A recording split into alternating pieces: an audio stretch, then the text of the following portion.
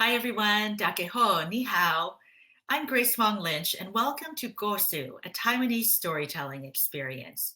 We're really honored to be part of the Taiwanese American Cultural Festival and glad you could join us. As you might know, the word Kòo-sū means a folk tale or simply an old story like the kind your akong or ama might have told you when you were a kid. But there's also many exciting Taiwanese American and diaspora writers who are creating modern novels, memoirs, and essays that continue this tradition. Today, we're going to hear from six writers around the theme of mother tongue. I'd like to start off by sharing a bit of my own writing that is close to me and the mission of Kòo-sū. This is from an essay called On Preserving Taiwanese Through Romanization, published in Catapult magazine. It begins with my quest for the perfect xiaolongbao. My father's reaction? Sabutoto esai. The phrase close enough is okay may denote the meaning of my dad's words, but it doesn't convey the heaviness of his spirit, the sounds that begin with a growl in the belly, hum to life deep in the throat, and nearly dissipate by the time they reach the lips. Mandarin Chinese also uses a similar phrase, chabuduo.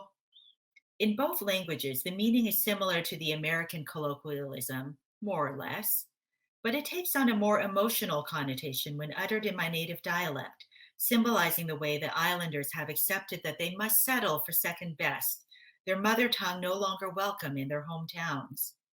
To my ears, Mandarin sounds like trilling birds. Shh. It sounds like airport agents and department store clerks. Taiwanese is the rumble of a steam train, buckets of water bouncing on a wooden pole slung over the shoulders, thunder from black clouds in the distance. Ah. Taiwanese has a very specific sound, very different from the Chinese common language. While Mandarin's four tones are challenging enough to native English speakers, Taiwanese's eight tones are constantly rising, falling, then lurching to a stop. The directness and warmth of his language are barely known in the United States. When I apologize for my poor Mandarin skills to my aunties, they will give me pitying smiles, telling me, Sabutoto sai. That's my cue to switch to Taiwanese, which elicits delightful belly laughs as if I were a precocious toddler. The sounds are humble, coarse, guttural, ineffective at putting on pretenses.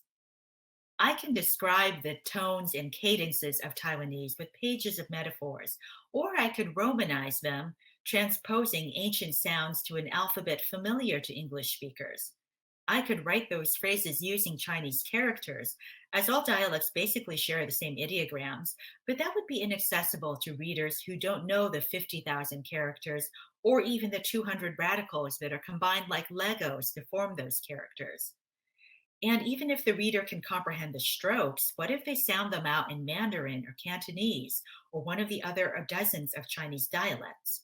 I will not have succeeded in conveying the full experience of my father's words, something I don't want to fade away with his generation.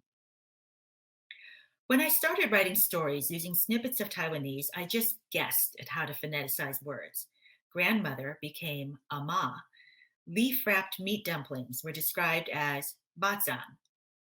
But was there a better way to put these pronunciations on the page? I wanted a standardized, universal system to Romanize the sounds of my family's sayings to English language readers. After all, these words were the lingua franca that connected my great grandparents to my grandparents, to my parents, and finally to me. To be honest, my Taiwanese language skills really are just okay.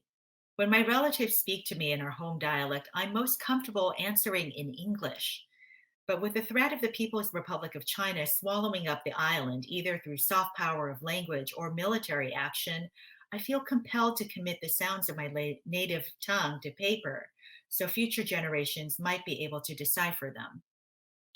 Online, I found a resource, the Mary Knoll Taiwanese Dictionary, which uses a system called Beiwei Li, or POJ for short. Originally created as a system for Presbyterian missionaries to communicate with the non Christian islanders, it's sometimes called church Romanization. Efforts by Europeans to transliterate Asian languages with the Roman alphabet have historically served the goals of colonization or religious conversion. As early as the 16th century, Spanish Catholics in the Philippines attempted to phoneticize the Hokkien language to proselytize to sojourners. Much of the Chinese diaspora in Southeast Asia, Singapore, Malaysia, Thailand, came from the Fujian province. They spoke the Hokkien dialect, or its cousins, Teochew or Hakka. Using the Maryknoll online dictionary is like looking at Taiwanese through a foreign lens. Also, it's cumbersome. The website hosts hundreds of scans of pages of a paper dictionary organized alphabetically. To translate a sentence of dialogue, I had to look up individual words, reading the phoneticizations aloud to see if they sound like my father's aphorisms. The words, when spelled with the Roman alphabet, don't give many clues of how they should be vocalized. Too many consonants, diacritics sticking out at every angle. The fonts on my computer can't even replicate most of the marks necessary to indicate the rises, falls, and sudden stops of the language. After looking up individual words through the dictionary, I cobbled together my best estimate of phoneticizing my father's phrase. It looks like this: Sabuto do esai. Getting closer, but was it good enough? And then we're going to pick up a passage from later in the story when I learn about the bite-sized Taiwanese podcast. It turns out that the podcasters, Phil Lin and Alan Chen, use yet another system of romanization called Daiwan Romaji. If you say it out loud, it sounds like Taiwan Romaji. For short, it's called Dailo, or simply TL.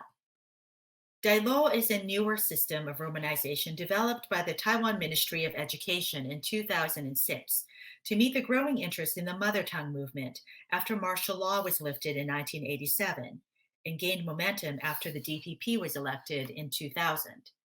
Phil told me that Dailo is increasingly popular in Taiwanese literature, which got my attention, as I want my writing to be part of that body of work. Phil pointed me to an app which I used to phoneticize my father's words using the Dailo system. It looks like this: Sabuto do esai. But my heart has a soft spot for POJ. I remember attempting to follow along a church songbook, the unfamiliar combinations of letters such as CHH and the many syllables ending with a silent R, and the nasal wisp of the tiny superscript N that seemed like a secret code. These words were barely more intelligible than the Chinese characters. For me, deciding how to romanize Taiwanese is paralyzing because it's so symbolic. Should our words be the next link in an unbroken chain with tales of Taiwan's past, with its history of occupation and all? Or is this a chance to write the new narrative of a self-determined but more uncertain Taiwan of the future? Perhaps I'm overthinking this, and my attempt to wrangle this wild and inorganic and organic language is yet another form of imposing outside rules to these age-old expressions. After all, the people of this island have survived not by sheer force of will, but by their ability to adapt to whatever situation has been thrust upon them and to do the best they can at the time. Ultimately, my father's words may be the best advice, whether it's for dumplings or for language. Close enough might be okay. Thank you for joining us today for Kòo-sū, a Taiwanese storytelling experience. We'll be back throughout the festival with more writers and more Taiwanese storytelling. 再会。